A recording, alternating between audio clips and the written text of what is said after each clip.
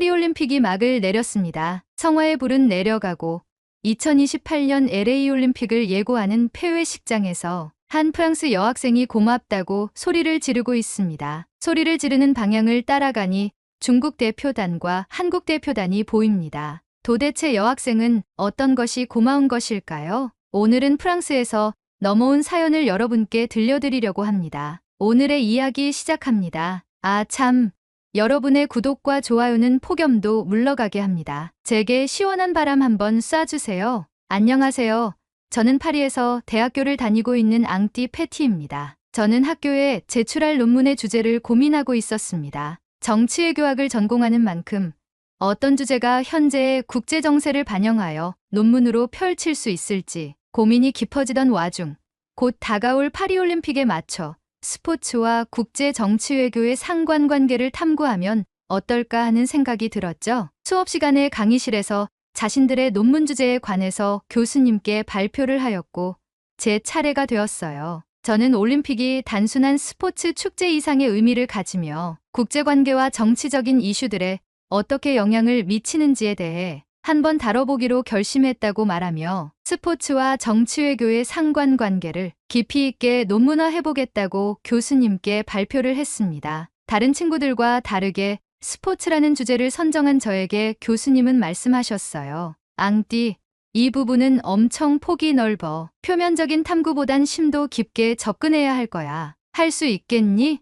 저는 말했어요. 폭이 넓은 만큼 제가 공부해야 할 양도 많아지잖아요. 파리올림픽을 계기로 올림픽에 대한 역사와 정치 외교의 상관관계를 알아가는 것만으로도 많은 공부를 해야 할 것 같아요. 제대로 준비하는 논문인 만큼 심도 깊게 하고 싶습니다. 교수님은 저의 말에 고개를 끄덕이며 준비 잘해보라고 했습니다. 이렇게 주제를 정한 뒤 저는 우선 각국의 올림픽 준비와 관련된 정보를 조사하기 시작했습니다. 먼저 유럽과 남미 국가들의 경쟁 구도에 대해 알아보았어요. 유럽과 남미 국가들은 전통적으로 스포츠 강국으로 알려져 있죠. 스포츠가 외교나 정치에 미치는 영향을 찾긴 했지만 그들의 경쟁은 상호 존중을 바탕으로 한 스포츠 정신에 뿌리를 두고 있었고 올림픽에서 더 많은 메달을 획득하려는 열망보다는 페어플레이 정신이 두드러졌습니다. 그들의 경쟁은 비교적 평화롭고 상호 존중하는 분위기였습니다. 그러던 도중 한 개의 또 다른 대륙이 제 눈을 사로잡았습니다. 다른 대륙들과는 다른 행보를 보이는 동북아시아의 국가들의 눈이 갔죠. 메달의 개수로 자국의 위상을 높이려는 듯한 행보들을 접하면서 자연스레 동북아시아로 눈을 돌리게 되었죠. 특히 중국, 일본, 그리고 한국 간의 경쟁이 더욱 흥미롭게 느껴졌습니다. 이들 세 나라 간의 관계는 스포츠뿐만 아니라 역사적, 정치적 배경 속에서도 매우 복잡하기에 긴장감이 느껴졌어요. 특히 중국과 일본이 서로를 견제하면서도 동시에 한국을 향해 비아냥대거나 공격하는 모습을 발견하게 되었죠. 중국은 코로나 이후 실추된 자국의 명예를 이번 파리올림픽에서 금메달 개수로 증명하겠다고 하며 스포츠 강국인 미국을 이겨 1위로 도약하여 대중국의 굳건함을 보여준다고 하였고 일본은 도쿄올림픽에서의 선전을 능가하는 대활약으로 금메달을 쓸어오겠다는 포부를 보였죠. 그런데 웃긴 점은 중국은 한국과 일본을 적수로 생각하지 않는다고 자신감을 드러냈고 일본은 한국의 국력이 쇠했다고 말했어요. 두 국가가 공통으로 한국을 언급하며 견제하는 모습을 보니 한국이 왜 이렇게 주목받고 있는지 그리고 그들이 왜 이런 공격의 대상이 되는지 궁금해지기 시작했어요. 한국은 상대적으로 작은 나라임에도 불구하고 세계적으로 큰 문화적 영향력을 미치고 있잖아요. 그래서 저는 자연스럽게 한국을 중심으로 동북아시아의 국제 정세와 정치적 접근을 탐구하는 방향으로 논문을 준비하기로 했습니다. 또한 파리올림픽이 시작되면 직접 현장을 돌아다니며 더 많은 정보를 수집하고 그 경험을 바탕으로 논문을 완성시키겠다는 계획을 수립했죠. 파리올림픽이 다가오면서 저는 개최 전부터 다양한 잡음들이 들리기 시작하는 것을 목격했어요. 세계 각국이 모여 스포츠를 통해 외교적 화합을 이루는 올림픽의 이상적인 모습과는 달리 현실은 그리 녹록지 않죠. 코로나 팬데믹 이후 수많은 관중이 모이는 프랑스 파리에서는 특히 이번 파리올림픽이 전 세계 외교의 화합의 장이 될 것인지 아니면 각국이 서로를 비난하며 정치적 갈등을 드러내는 장이 될 것인지에 대한 궁금증을 증폭시켰습니다. 파리올림픽을 유치한 이후 개막까지의 정보를 수집하던 중 몇 가지 흥미로운 이슈들이 눈에 띄었어요. 먼저 생강의 수질 문제가 도마 위에 올랐습니다. 파리의 상징과도 같은 생강이 오염되었다는 소식은 프랑스뿐만 아니라 전 세계 언론에 의해 빠르게 퍼졌죠. 생강의 수질이 무슨 소용이냐 하겠지만 이전 도쿄올림픽 때부터 야외 수영 종목을 진행하며 파리 역시 야외 수영 종목을 생강에서 진행한다 했죠. 도쿄 앞바다엔 방사능, 프랑스 생강엔 똥물이라는 네티즌들의 악플들이 본물 터지듯 올라왔지만 강경하게 정화 사업을 펼치며 파리올림픽 조직위원회는 강행하였고요. 또한 선수촌의 냉방 문제가 불거지면서 더위 속에서 선수들이 겪을 불편함에 대한 우려도 커졌어요. 마지막으로 저탄소 정책에 따른 식단 문제까지 논란이 되었어요. 스포츠에서 제일 중요한 요소는 선수들인데 무더위 속에서 먹을 새로운 저탄소 메뉴가 과연 선수들의 기대를 충족시킬 수 있을지에 대해 많은 의문이 제기되었었죠. 그런데 그거 아세요? 저는 이러한 비판들이 오히려 반갑게 느껴졌어요. 자국에서 열리는 올림픽이라면 완벽함을 소망하는 것이 당연한 일이겠지만 비난의 장이 될수록 제 논문에 옮길 화제가 많아지기 때문이었죠. 특히 국제정치와 스포츠의 상관관계를 다루는 제 논문 주제와도 완벽하게 맞아떨어졌습니다. 물론 좋은 스포츠 정신과 페어플레이로 정치 외교적으로 긍정적인 반향을 일으킬 수는 있겠지만 아무래도 남의 불행이 즐거움이라고 지루한 논문에 활력을 불어넣어줄 요소는 외교적 이견 대립이라고 생각을 했거든요. 그래서 저는 이러한 논란들을 주의 깊게 지켜보며 더 많은 정보를 수집했습니다. 파리올림픽 개막식을 앞두고 이 모든 잡음들이 과연 어떤 결과를 낳을지 기대감이 점점 커져갔어요. 마침내 개막식 날이 되었습니다. 그러나 예상치 못한 비가 내리면서 개막식은 완벽하게 시작되지 못했어요. 저는 머릿속에서 제가 가져가야 할 논문의 방향성을 계속 인지한 상태로 생강 옆에서 개막식을 지켜보고 있었어요. 생강 위를 가르는 다리에서는 수많은 공연이 진행이 되었고 유람선을 타고 각국의 선수단이 생강을 따라 입장하고 있었습니다. 그런데 그때 대박 사건 하나가 터졌습니다. 가뜩이나 논문으로 인해 동북아시아의 국가를 예의주시하던 제 귓가에 한국 선수단이 등장할 때 프랑스어로 한국을 북한이라고 소개하는 실수를 들은 거예요. 제가 아는 북한은 핵을 보유한 공산주의 이념국가로 한국과 뿌리는 같지만 엄연히 다른 국가라는 사실을 잘 알고 있었기에 이 실수를 목격한 순간 저는 속으로 소재 하나 나왔다라고 생각했어요. 이 사건은 올림픽이 단순히 스포츠 축제가 아니라 국제 외교의 복잡한 장이라는 것을 다시 한번 느끼게 해주었습니다. 한국과 북한의 국호 구분조차 명확히 하지 못한 채 실수를 저지른 상황에서 이 올림픽이 과연 어떤 정치적 파장을 일으킬지 더욱 궁금해졌습니다. 저는 이 사건을 계기로 한국이 어떻게 대처할지에 대한 관심이 더욱 커졌고 논문의 방향성을 이쪽으로 한번 틀어볼까 하는 생각이 들었어요. 개막식에서의 충격적인 사건을 목격한 후 저는 집으로 돌아와 한국이 이번 파리올림픽을 어떻게 준비했는지에 대해 좀 더 깊이 알아보기로 했습니다. 조사를 해보니 이번 파리올림픽의 한국은 2020 도쿄올림픽 때보다 훨씬 작은 규모의 선수단을 파견했고 금메달 5개를 목표로 출정했다는 사실을 알게 되었어요. 예상했던 것보다 적은 목표였지만 그만큼 현실적이고 신중한 접근을 보여주는 것 같았죠. 그리고 제가 방향성을 틀어볼까 하는 고민을 명확히 잡아준 내용을 하나 발견하게 되었어요. 파리올림픽 개막 전부터 한국에 대한 일본의 반응이었고 엄청 흥미로운 내용이었습니다. 일본 언론에 기재된 한 칼럼이 저의 눈길을 끌었어요. 제목부터 자극적이었죠. 파리올림픽은 가라앉는 한국의 상징. 더 이상 스포츠 강국이라고는 말할 수 없는 틈새 종목만의 출전.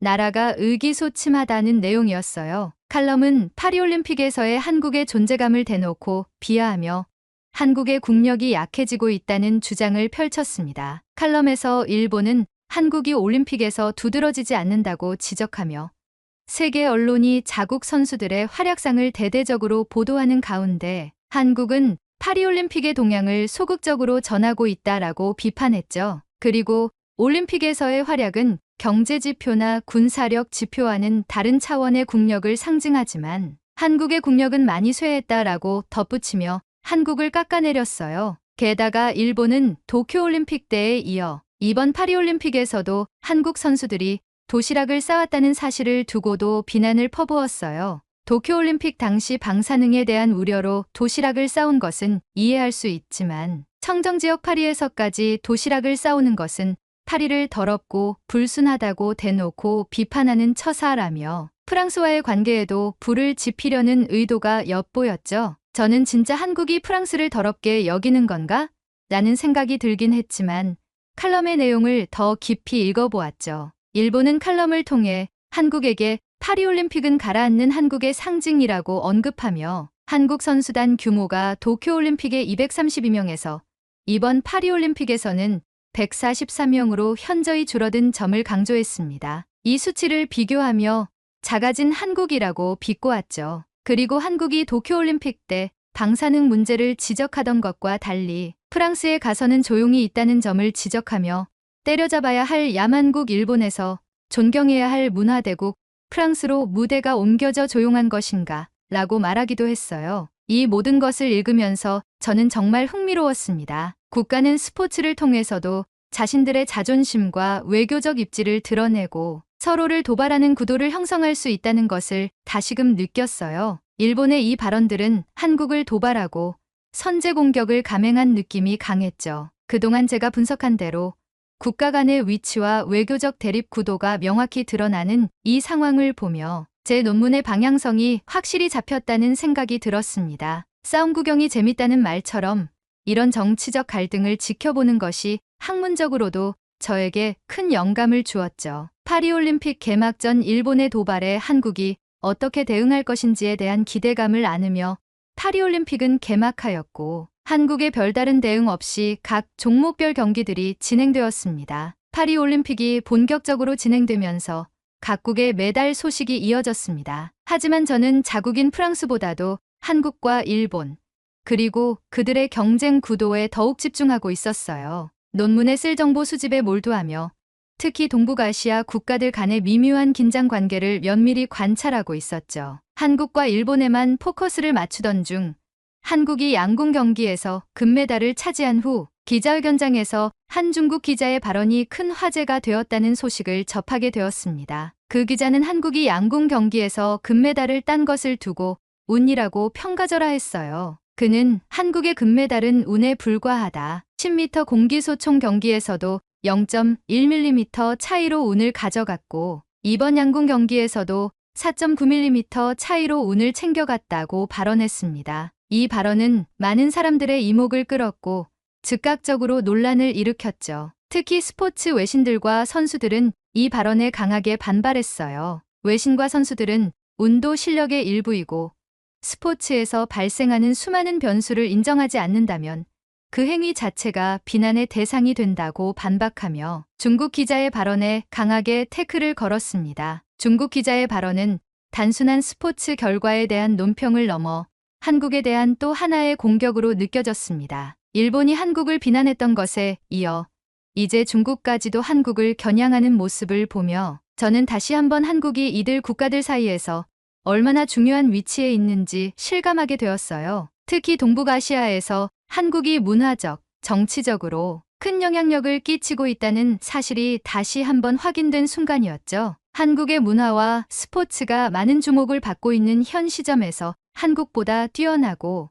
우월하다고 자부하는 국가들이 하나같이 한국을 겨냥함으로써 한국을 둘러싼 동북아시아의 경쟁 구도는 단순한 스포츠 이상의 의미를 지니고 있었고 올림픽이 국가 간의 정치적 갈등을 더욱 선명하게 드러내는 무대가 될 수 있다는 것을 느꼈습니다. 그리고 개막식 때 있었던 한국의 국호를 잘못 부른 사건에 대해 추가 조사를 했을 때 그 사건이 이미 양국 대통령 간의 화해로 마무리되었다는 사실도 알게 되었습니다. 정치적으로 민감한 실수였지만 결국에는 외교적으로 해결된 사례였어요. 이 역시 국제적인 행사에서 정치와 외교가 얼마나 중요한 역할을 하는지를 보여주는 또 하나의 사례였습니다. 저는 그 순간 다시 한번 제 논문의 방향이 잘 잡혔다는 확신이 들었고 이 논문이 성공할 가능성이 높아졌다는 생각에 내심 기뻤습니다. 그리고 다시 기자회견장에서 정말 인상 깊었던 것은 한국의 대처 방식이었습니다. 중국 기자의 발언이 분명히 자극적이고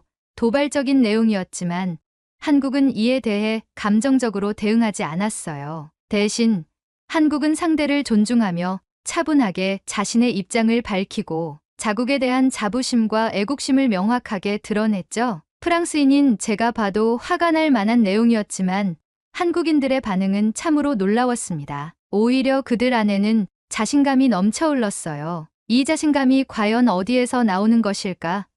이건 단순히 스포츠에서의 반응이 아니었어요. 저는 그 순간 이 자신감이 지금의 한국을 만들어낸 원동력이라는 생각이 들었습니다. IT 산업에서의 놀라운 발전, 전 세계를 사로잡은 한국 문화, 그리고 한국이 이룩한 다양한 경제적 성공은 이 자신감에서 비롯된 것이 아닐까 생각하게 되었어요. 한국이 선진국으로 발돋움할 수 있었던 성공 요인은 바로 이 자신감과 차분함에서 비롯된 것이라는 결론에 도달했습니다. 한국은 파리올림픽에서 그 자신감을 다시 한번 보여주었어요. 특히 시상식에서의 장면이 제 머릿속에 강하게 남아 있습니다. 한국은 전 세계적으로 유명한 삼성의 갤럭시 스마트폰을 모든 선수들에게 무료로 제공하며 시상식에서 선수들이 메달 세레머니를 기념할 수 있도록 셀프 촬영을 돕는 역할을 했습니다. 이것은 단순한 홍보 전략 이상의 의미를 지니고 있었어요. 삼성의 자신감, 그리고 그들의 기술력과 마케팅이 빛을 발하는 순간이었죠. 특히 이번 올림픽에서는 시상식 때 휴대폰 반입이 허용된 점이 매우 인상적이었어요.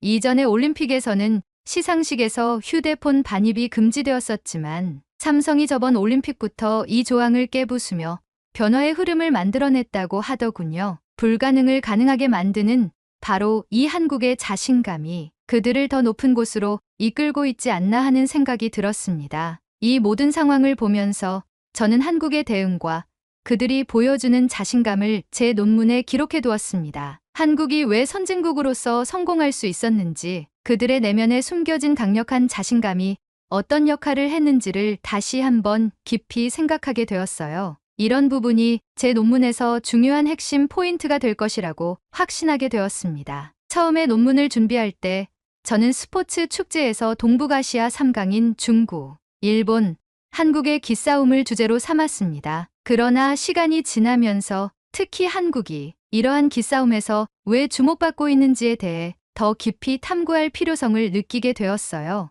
이와 같은 변화 속에서 저는 한국의 동향을 중심으로 논문 방향을 조금 수정하게 되었죠. 그러던 중 SNS에서 코리아하우스에 대한 이야기를 접하게 되었어요. 파리올림픽 기간 동안 한국 문화를 홍보하기 위해 마련된 이 특별한 장소가 얼마나 많은 사람들의 관심을 끌고 있는지 궁금해졌습니다. 그래서 저는 직접 코리아하우스를 방문해 보기로 했어요. 코리아하우스에 도착했을 때 그곳은 정말 놀라웠습니다. 한국 문화를 그대로 파리에 옮겨놓은 듯한 느낌이었어요. 전통과 현대가 어우러진 공간에서 한국의 모든 것이 집대성되어 있었습니다. 건물 외관부터 내부 인테리어까지 모든 것이 한국적이었고 한국의 문화와 기술, 그리고 예술이 한 곳에 모여 있었습니다. 그런데 더욱 인상적이었던 점은 다른 나라의 홍보관과 비교했을 때 유독 코리아하우스만 사람들이 북적거리고 있다는 사실이었어요. 이 현상은 단순한 우연이 아니었습니다. 코리아하우스는 한국의 K-팝, 드라마, 영화 등 문화 콘텐츠가 전 세계적으로 인기를 끌면서 한국의 문화적 위상이 얼마나 높아졌는지를 보여주는 상징적인 공간이었습니다. 외국인들이 코리아하우스를 찾는 이유는 단순한 호기심을 넘어서 한국 문화를 직접 경험하고 그들의 삶에 스며든 한국적인 요소들을 더욱 가까이서 느끼고 싶어 한다는 점이었죠. 저는 코리아하우스 안에서 외국인들을 대상으로 인터뷰를 진행해봤습니다. 그들은 하나같이 코리아하우스에 대해 찬사를 아끼지 않았어요. 특히 한 외국인은 코리아하우스가 처음 오픈한 날부터 지금까지 거의 매일 방문하고 있다고 말했습니다. 이유를 물었더니 그는 여기서 문화를 즐길 수 있고 한국 선수들을 인종 구분 없이 응원할 수 있으며 배고플 때 맛있는 한국 음식을 먹을 수 있기 때문이라고 대답했어요. 이렇게 완벽한 장소를 두고 다른 곳을 갈 이유가 전혀 없다고 덧붙였죠. 그의 말을 듣고 주위를 둘러보니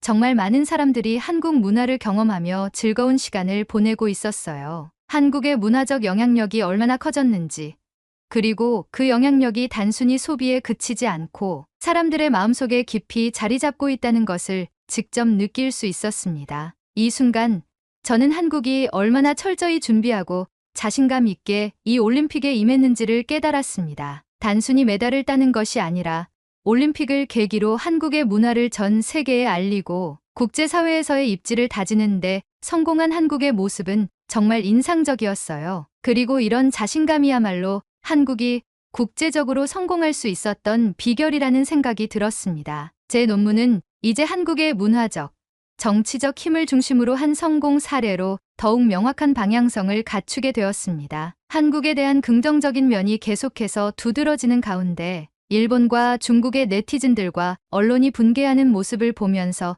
저는 이 상황을 더욱 즐기게 되었습니다. 그래서 논문에 녹여낼 자료를 계속해서 수집하고 있었죠. 그런데 그때 경악할 만한 사건이 터졌습니다. 한국의 배드민턴 선수가 금메달을 딴 직후 한국 배드민턴협회를 공개적으로 저격하는 사건이 발생한 것입니다. 이 일은 단숨에 전 세계적으로 큰 파장을 일으켰고 일본과 중국 언론은 이를 놓칠세라 즉각적으로 반응하기 시작했어요. 일본과 중국 언론은 이 사건을 두고 한국의 내부 갈등과 문제점을 크게 부각시키기 시작했습니다. 일본은 한국은 내부에서조차 통제가 되지 않는 나라라는 식의 논조로 한국의 스포츠 체계와 협회의 부조리를 비판하는 기사를 쏟아냈습니다. 중국도 가만히 있지 않았어요. 중국 언론은 이런 식으로는 한국이 더 이상 스포츠 강국으로 존재할 수 없을 것이라며 한국의 쇠퇴를 예고하는 기사를 내보냈죠. 특히 중국은 한 발 더 나아가 귀화가 답이다라는 자극적인 제목의 기사까지 내놓았습니다. 스포츠 메달을 많이 따지 못하는 한국에서 더 이상 기회가 없으니 스포츠 강국인 중국으로 귀화하라는 조롱 섞인 내용이었죠. 이런 기사를 보면서 저는 일본과 중국이 한국의 작은 문제를 부풀리고 이를 통해 한국을 폄하하려는 의도가 명백하다는 생각이 들었습니다. 물론 이 사건이 한국 사회 내부의 문제를 드러내는 중요한 이슈였지만 일본과 중국이 이를 어떻게든 자신들에게 유리하게 이용하려는 모습이 강하게 느껴졌어요. 이 사건은 또한 한국의 내부 갈등이 어떻게 국제적인 이슈로 확대될 수 있는지를 보여주는 좋은 사례이기도 했습니다. 한국의 스포츠가 국제적으로 높은 평가를 받고 있음에도 불구하고 내부의 갈등과 문제들이 외부에 노출되었을 때 그 파급력은 예상보다 훨씬 클 수 있다는 것을 깨달았죠. 그러나 이 모든 것을 지켜보면서도 저는 한 가지 중요한 사실을 놓치지 않았습니다. 완벽한 나라는 없다는 것. 그리고 그럼에도 불구하고 한국이 보여준 자신감과 문화적 위상은 여전히 강력하다는 점이었습니다. 일본과 중국이 한국을 공격할 수 있는 이유는 오히려 한국이 그만큼 세계적으로 주목받고 있기 때문이라는 생각이 들었어요. 이 사건을 통해 한국이 안고 있는 문제점을 명확히 인식하게 되었지만 동시에 한국이 얼마나 중요한 위치에 있는지도 다시 한번 확인하게 되었습니다. 제 논문은 이제 더욱 깊이 있는 분석을 필요로 하게 되었습니다. 한국이 어떻게 국제적으로 성공을 거두었고 그 성공 뒤에는 어떤 도전과 과제가 있었는지를 탐구하는 것은 물론 그 과정에서 주변 국가들이 어떤 반응을 보였는지까지도 포함해야 한다고 느꼈습니다. 이를 통해 한국이 어떻게 세계 속에서 자신의 위치를 확립해 나가는지를 명확히 보여줄 수 있을 것 같아요. 이렇게 한국의 긍정적인 면과 그에 따른 주변국들의 반응, 그리고 그 속에서 드러난 한국의 과제를 모두 담아내는 것이 제 논문의 마지막 목표가 될 것입니다. 저는 이 모든 자료들을 통해 스포츠 축제의 정치 외교적 방향성에 대한 명과 암을 나눌 것이고 그 예로 한국의 사례를 인용하여 논문을 펼칠 예정입니다. 제 논문의 방향성을 잡아준 한국에게 감사합니다. 저에겐 이번 파리올림픽의 주인공은 한국입니다. 대단한 한국, 응원하겠습니다. 오늘의 이야기는 여기까지입니다. 오늘의 사연이 마음에 드셨다면 구독, 좋아요 부탁드리겠습니다. 파리올림픽에서의 한국 대표팀 모두 수고 많으셨습니다. 2028 LA 올림픽에서 태극전사, 태극낭자들의 금메달을 향한 레이스를 응원하겠습니다. 시청해주셔서 감사합니다.